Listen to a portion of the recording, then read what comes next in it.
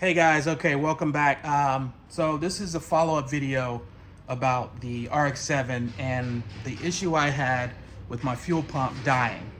Hopefully you saw the first part of this. If you haven't, stop, go watch that video so you can see what we're dealing with.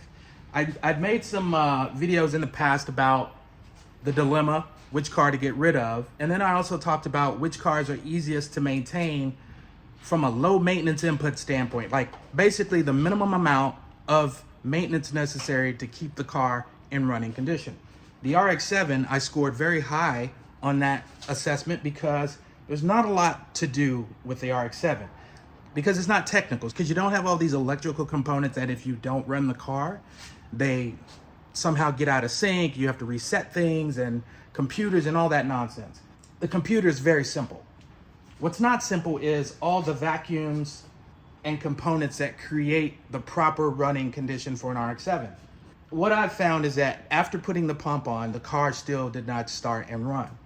It would start, it would rev to where it usually goes in order to get the whole system primed, and then it would just cut out. I couldn't figure out what that was. I took the spark plugs out, I tested the coils again, and I rechecked the pump again just to make sure, okay, did I miss something? Because it was running before that. Now, just because I diagnosed that the pump wasn't working doesn't mean that that's the only thing that was suffering.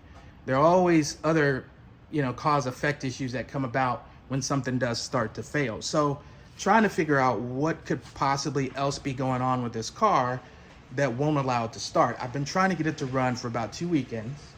And today was the first day that I made some headway. I went to look into the forums to find out what other possible issues could be causing, or culprits could be causing the car to start now that a new pump is in, but then cut off after a couple of seconds.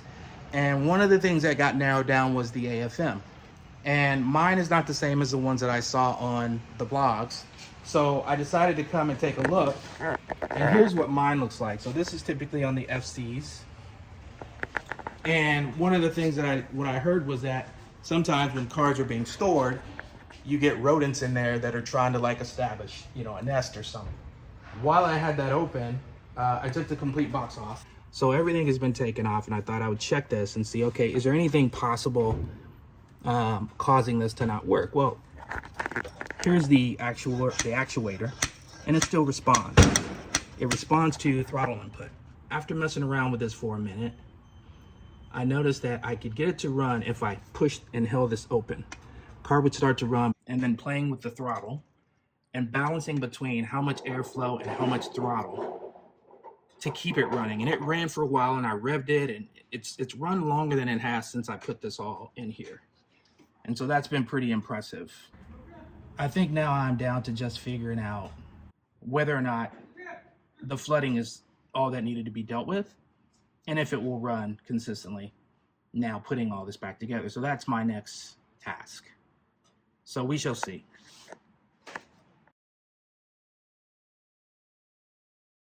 Down was the AFM as the airflow meter.